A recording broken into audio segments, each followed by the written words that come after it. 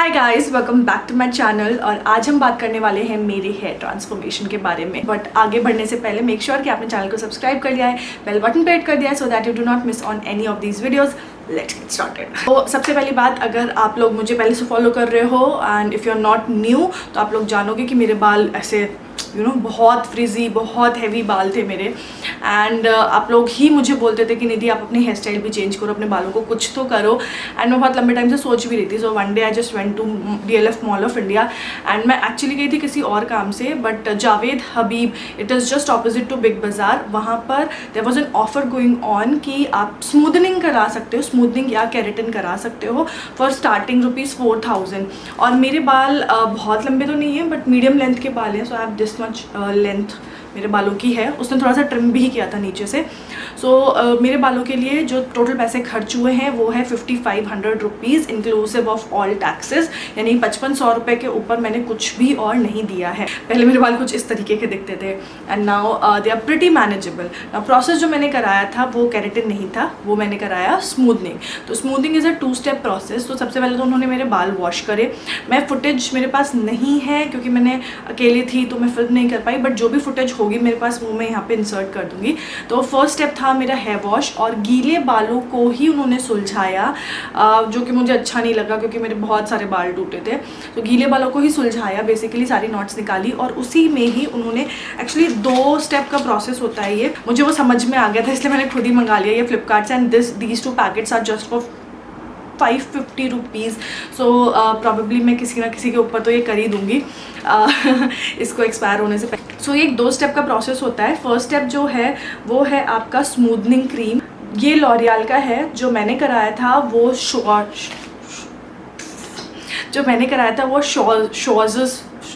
शॉज़कॉफ। Please मजाक मत उड़ाना, मैं कभी भी ये वर्ड प्रोनाउंस नहीं कर पाती हूँ, बहुत मुश्किल है मेरे लिए। तो शॉज़कॉफ का था वो। एंड तो फर्स्ट स्टेप तो सेम ही था। इसमें स्मूदनिंग क्रीम उन्होंने छोटे छोटे सेक्शंस लिए इस तरीके के, और भी छोटे सेक्शन, और पूरा थोड़ा सा 1 इंच बाल छोड़ करके पूरे बालों पे इस तरीके से उन्होंने अप्लाई करी, और बालों को स्ट्रेट ही छोड़ दिया। उन्होंने कोई फॉइल वगैरह यूज़ नहीं करी, बस इसको इस तरीके से अप्लाई करके पूरे बालों पे अच्छे से अप्लाई करके छोड़ दिया फॉर अराउंड 20 to 25 मिनट्स। इस पर भी इंस्ट्रक्शंस लिखे हैं, बट हाँ, इस पे 20 मिनट्स लिखा है कि मोर देन 20 मिनट्स आपको नहीं छोड़ना, बट उन्होंने भी हाँ अराउंड 20-25 मिनट्स छोड़ा था। और वो बीच बीच में आके चेक कर रहे थे इस तरीके से, ऐसे ऐसे करके चेक कर रहे थे कि बाल स्ट्रेट हुआ कि नहीं हुआ। 20 मिनट्स के बाद उन्होंने मेरे बाल फिर से वॉश करे। वॉश करने के बाद उन्होंने मेरे बालों को ड्राई किया with a blow dryer, and dry करने के बाद उन्होंने एक स्टीम आयरन से मेरे बालों को स्ट्रेट किया। अब आपके पास अगर स्टीम आयरन नहीं है तो फिर आप नॉर्मल आयरन से भी कर सकते हो, बट वो स्टीम आयरन जो थी वो काफ़ी सेफ़ है आपके बालों के लिए, but it is very very expensive. 10,000 या 15,000 की आती है, और उसमें कोई हीट से आपके बाल स्ट्रेट नहीं होते, स्टीम से आपके बाल स्ट्रेट होते हैं। तो वो स्टीम आयरन लेकर उन्होंने मेरे बाल पूरे स्ट्रेट करे। उसके बाद स्ट्रेट हो जाने के बाद उन्होंने लगाया मेरे बालों पे न्यूट्रलाइजिंग स्ट्रेटनिंग क्रीम। ये वाली क्रीम उन्होंने मेरे बालों पे लगाई, एंड इसको उन्होंने छोड़ा 10 to 15 मिनट्स के लिए। इस पर जो इंस्ट्रक्शन लिखा है उसमें भी 10 मिनट्स लिखा है, राइट। तो 10 to 15 मिनट्स के लिए उन्होंने मेरे बालों में उसको छोड़ दिया, एंड उसके बाद फिर से मेरे बाल वॉश करा, कंडीशनर करा, एंड देन ड्राई आउट कर दिए बालों को, and I got this result. उन्होंने बोला था मुझे कि 2 दिन तक आपको अपने बालों को बांधना नहीं है, कान के पीछे भी नहीं करना, लाइक इस तरीके से भी नहीं करना, अदरवाइज वो कर्व ले लेगा आपके बाल। So just keep them as straight as possible. बाकी और कोई इंस्ट्रक्शन नहीं। 2 दिन के बाद आप इनको वॉश कर दो, या तो आप हमारे पास आ जाना वॉश करवाने के लिए, आप खुद से वॉश कर देना। शैम्पू और कंडीशनर जो उन्होंने मुझे रेकमेंड किया था वो इसी रेंज का किया था जिस रेंज की ये स्ट्रेटनिंग क्रीम है। This is called Xtenso. ये लॉरियल का है, बट मेरी एक फ्रेंड है, उन्होंने भी हेयर स्ट्रेटनिंग कराई थी, लाइक स्मूदनिंग कराई थी, एंड शी सेड दैट वो ये यूज़ करती हैं। This is Liss shampoo from L'Oreal. ये pro keratin smoothening hair mask और हेयर शैम्पू है, and trust me guys, these are awesome products. मैंने अभी तक कंडीशनर यूज़ नहीं किया, लाइक हेयर मास्क यूज़ नहीं किया है। शैम्पू मैं ऑलरेडी यूज़ कर रही हूँ, ये मैंने दूसरी बॉटल मंगा रखी है बैकअप के लिए, क्योंकि मैं हेड एंड शोल्डर्स यूज़ करती थी इससे पहले, विच आई वॉज लविंग। उसके बाद मैंने जब ये यूज़ किया, आई जस्ट लव्ड इट। इसकी फ्रेग्रेंस इतनी सॉफ्ट है, I can't even tell you, बहुत ही अमेजिंग फ्रेग्रेंस है इसकी। एंड अच्छा लगा मुझे ये शैम्पू ओवरऑल। अभी तो अच्छा लग रहा है, जब मेरे बालों में से ये स्मूथनिंग निकल जाएगा तब आई डोंट नो, बट फिलहाल आई am loving this shampoo. Conditioner अभी या फिर हेयर मास्क मैंने अभी यूज़ नहीं किया है।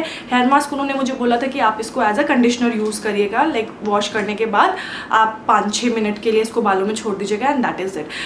सीरम के लिए उन्होंने बोला था use what ever you have, उसको हम सजेस्ट नहीं कर रहे हैं क्योंकि उतना फ़र्क नहीं पड़ता। सो अब बारी आती है केयर ट्रीटमेंट्स की और हेयर फॉल हो रहा है कि नहीं। सो इनिशियली मुझे लगा मुझे हेयर फॉल हो रहा है, देन मैं मामा अर्थ का हेयर मास्क यूज़ कर रही थी एंड मेरा हेयर फॉल कंट्रोल हो गया।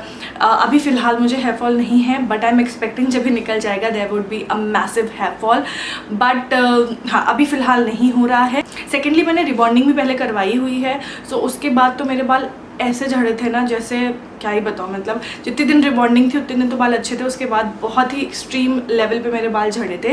And same is going to happen with smoothening also, क्योंकि ये प्रोसेस बहुत ज़्यादा डिफरेंट नहीं है, काफ़ी क्लोज है। इट्स जस्ट दैट उसमें एकदम पिन पॉइंट स्ट्रेट हो जाते हैं, इसमें आपके बाल थोड़े नेचुरली स्ट्रेट लगते हैं, ऐसा लगता है जैसे आपने आयरन से स्ट्रेट करे हैं अपने बाल। जो तीसरी और इम्पॉर्टेंट बात ये है कि ऑयलिंग करनी चाहिए कि नहीं चाहिए। ऑनेस्टली अब मैंने ऑयलिंग करी एंड मुझे उतना कुछ खास फ़र्क दिखा नहीं कि मेरे बाल ख़राब हो गए होंगे ऐसा कुछ। सो आई वुड रेकमेंड कि आप ड्यूरिंग द प्रोसेस जब तक आपके बालों में स्मूथनिंग है ऑयलिंग भी करिए, क्योंकि ये भी एक रीज़न होता है कि हम अपने रूट्स को अच्छे से नरिश नहीं करते हैं एंड दैट इज़ वाई जब केराटिन या स्मूथनिंग निकल जाती है उसके बाद हमारा हेयर फॉल बहुत ज़्यादा होता है। So that was all about my hair transformation. So far I am loving it. मेरे बाल उलझते नहीं हैं, झड़ते नहीं हैं, अभी फ़िलहाल तो फ्रिजी नहीं है। मैं कंघी ना भी करूँ तो भी ऐसा लगता है कि हाँ मैंने बालों में बहुत मेहनत करी है। So that is very very very good. आप जो है बहुत पुट टुगेदर और बहुत ऐसे नीट लगते हो। तो अगर आप करवाना चाहते हैं I would say go ahead and get it done. आप घर में भी करना चाहते हो तो I haven't tried them yet, but अगर आपको थोड़ा भी आइडिया है you can go for these. ये लोरियल का एक्सटेंसो का रेंज का है ये। So you get a smoothening cream and a neutralising cream, और दोनों में ही आपको 125 ml मिल जाता है, विच आई एम श्योर कि एक मेरे जितने बालों वाले इंसान के लिए सफिशेंट रहेगा। सो या अगर आपने ऑलरेडी घर पे कभी ट्राई किया है तो वो भी मुझे ज़रूर बताना कि हुआ कि नहीं हुआ। So yeah that is all about my hair transformation. I hope आपको ये वीडियो पसंद आया हो, अच्छा लगा है तो लाइक ज़रूर कर देना, थोड़ा सा भी हेल्पफुल रहा है तो फ्रेंड्स के साथ भी शेयर कर देना and I will see you guys in my next video. Till then take care.